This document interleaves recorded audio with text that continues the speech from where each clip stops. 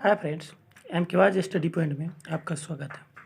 तो आज हम लोग त्रिकोणमिति प्रश्नावली 8.1 का क्वेश्चन नंबर 7 देखने जा रहे हैं, जिसमें दिया गया है यदि कॉट थीटा बराबर 7/8 तो 1 plus sine theta 1 minus sine theta 1 plus cos theta और 1 माइनस कॉस थीटा ये दिया गया है। और दूसरा में दिया गया है कि कॉट स्क्वायर थीटा का मान ज्ञात कीजिए। तो जैसे यहाँ पे दिया गया है तो लिखेंगे दिया गया है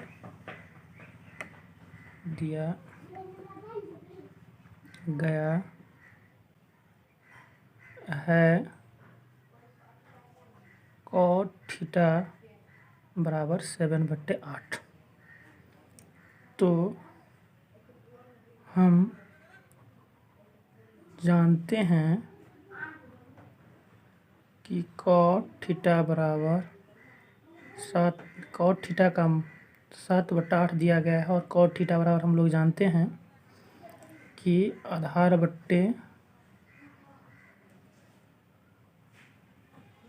लंब होता है। तो आधार बट्टे लंब लिख दिए यहाँ पे, और यहाँ पे 7/8 दिया गया है। तो इससे ये पता चल जाता है कि आधार का मान 7 है, आधार का मान 7 है और लंब का मान 8 है। तो कर्ण बराबर क्या होगा? तो कर्ण बराबर हम लोग कौन चीज़ से निकाल लेंगे?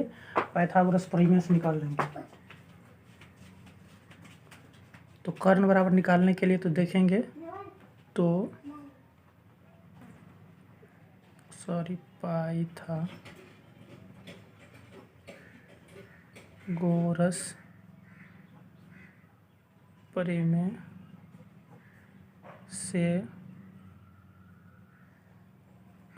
पाइथागोरस प्रमेय से कर्ण स्क्वायर बराबर लंब स्क्वायर प्लस आधार स्क्वायर होता है। तो यहाँ पे जब त्रिभुज में देखते हैं तो यहाँ पे आधार का मान 7 दिया गया है, लंब का मान 8। तो आधार पे हम लोग 7 सेंटीमीटर लिख देते हैं, लंब पे 8 सेंटीमीटर। ये मेरा लंब हुआ और ये आधार, और ये जो बड़ी भुजा वो कर्ण। तो कर्ण का मान निकालना है तो कर्ण नहीं दिया गया है।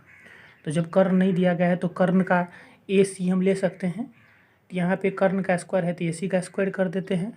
कर्ण के बदले AC ले लिए और AC का स्क्वायर कर दिए, ठीक है। और यहाँ पे लंब का मान 8 सेंटीमीटर दिया गया है तो लंब की जगह 8 का स्क्वायर कर लेंगे। और आधार की जगह 7 सेंटीमीटर दिया गया तो आधार की जगह 7 का स्क्वायर कर लेंगे। अब AC स्क्वायर बराबर हो गया, यहाँ पर 8 का स्क्वायर जब हम लोग करते हैं तो 8 8 64 हो जाता है, और 7 का स्क्वायर करने पर 49 हो जाता है।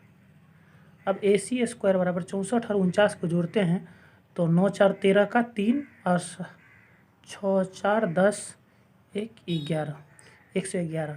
अब AC,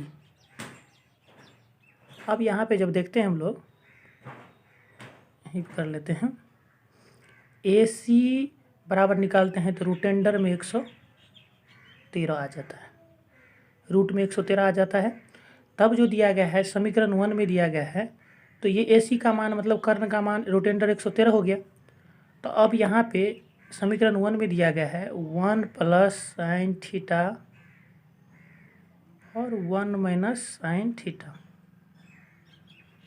इसको हम दो माध्यम से निकाल सकते हैं। तो सूत्र माध्यम से हम इसको सिद्ध करके देखते हैं। तो सूत्र माध्यम से सिद्ध करने के लिए हम लोग इसको क्या कर लेंगे, 1 से 1 को गुना करने पर 1 plus minus sine theta into 1 minus इसका क्या हो गया, स्क्वायर हो जाएगा।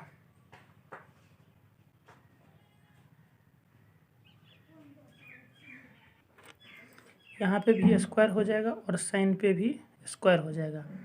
नीचे में देखेंगे तो 1 पे भी स्क्वायर हो जाएगा, प्लस माइनस और कॉस पे भी स्क्वायर हो जाएगा। तो 1 माइनस साइन स्क्वायर थीटा बराबर हम लोग जानते हैं कि 1 माइनस साइन स्क्वायर थीटा बराबर कॉस स्क्वायर थीटा होता है, और 1 माइनस कॉस स्क्वायर थीटा बराबर साइन स्क्वायर थीटा होता है। और कॉस स्क्वायर थीटा और साइन स्क्वायर थीटा यहाँ पे बचा था cot square theta cot square theta, तो कॉट स्क्वायर थीटा जब बचा था तो कॉट स्क्वायर थीटा का हम लोग सूत्र जानते हैं कि आधार बट्टे लंब होता है। तो आधार बट्टे जब लंब होगा तो इसका स्क्वायर दिया गया, इसका भी स्क्वायर दे देंगे और देखेंगे आधार का मान और लंब का मान कितना है। तो आधार का और लंब का मान देखने पर यहाँ पे देखते हैं कि हमको आधार का मान 7 है और लंब का मान 8 है। तो आधार का मान 7 था तो आधार के जगह पे हम लोग 7 दिए और लंब का मान 8 था तो लंब के जगह पे 8 दिए। इसका स्क्वायर कर देंगे, 7 का स्क्वायर करने पर 49 और 8 का स्क्वायर करने पर 64 हो जाता है। तो एक तो हम लोग निकाल दिए, ये तो पहला समीकरण था।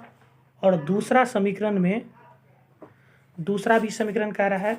तो दूसरा समीकरण में क्वेश्चन में यहाँ पे देखिए कह रहा है कि दूसरा समीकरण में क्वेश्चन पे कह रहा है, ये समीकरण तो निकल गया, तो दूसरा समीकरण में कह रहा है कि कॉट स्क्वायर थीटा का मान ज्ञात कीजिए। तो यहाँ पे हम लोग लिख लेते हैं फिर कॉट स्क्वायर थीटा। तो कॉट स्क्वायर थीटा का यहाँ पे जैसे हम लोग देखे हैं कि कॉट स्क्वायर थीटा का मान क्या होता है, आधार बट्टे लंब, इसका स्क्वायर हो जाएगा। तो आधार बट्टे लंब का स्क्वायर, तो आधार का मान है 7 और लंब का मान है 8, तो 7 का स्क्वायर और 8 का स्क्वायर, तो 7 7 49 8 8 64। तो इसका भी मान हो गया 7 7 49 8 8 64। Thank you. इसी तरह के वीडियो देखने के लिए हमारे चैनल को सब्सक्राइब कर लीजिए। यहाँ पे क्लास 9th और 10th का क्वेश्चंस का मैथ्स क्वेश्चन का सॉल्यूशन मिलेगा। Thank you.